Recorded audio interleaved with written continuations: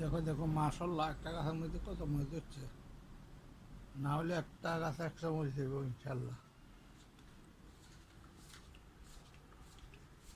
আর একটাইতে দেখো মরিচ যদি ফাঁকা হচ্ছে, পাকতে আছে, এটা তাহলে মরিচ একটু কম, আফ্রিকান মরিচ।